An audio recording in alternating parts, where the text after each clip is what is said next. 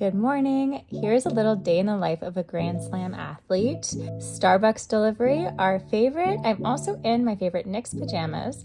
And here's Tracy. We are currently roommates while Rachel is traveling with baby Briggs. I start my morning routine washing my face and then I do a little gua sha. I can get into the details of this another time, but I love it. Then a little bit of makeup and get myself together to go down to have some breakfast. It's hard to beat this kind of view at breakfast. I got myself an omelet and I was able to bring my Starbucks in, which was amazing. And now on to the rest of our day. As we only play later in the day, we're heading to the arena now to get treatment, which is an amazing thing that the Grand Slam of Curling offers to the athletes that play in the event. When we go for treatment, we use it as an excuse to check out what's going on the games on the ice that aren't the feature game on television.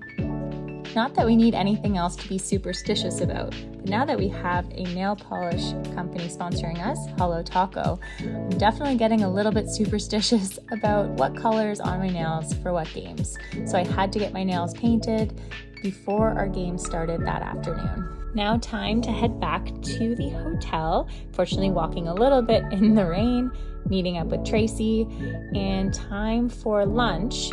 But of course, first, why not grab a Starbucks and have a nice coffee for our lunch at the hotel restaurant.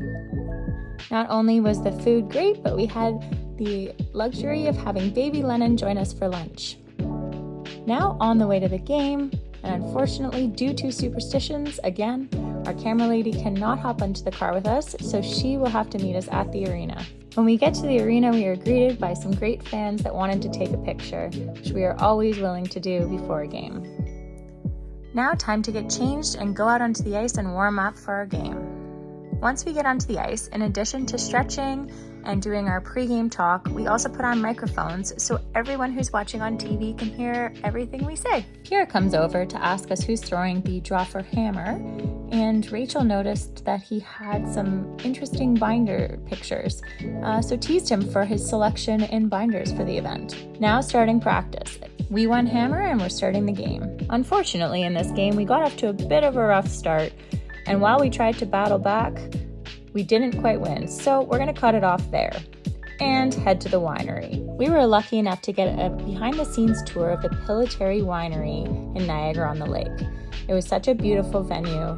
We were really honored to be able to see exactly how wine is made. It was a small consolation prize in not having won our game, and we got to enjoy and taste some really delicious wines. Now it's time for bed. Thank you everyone for following along.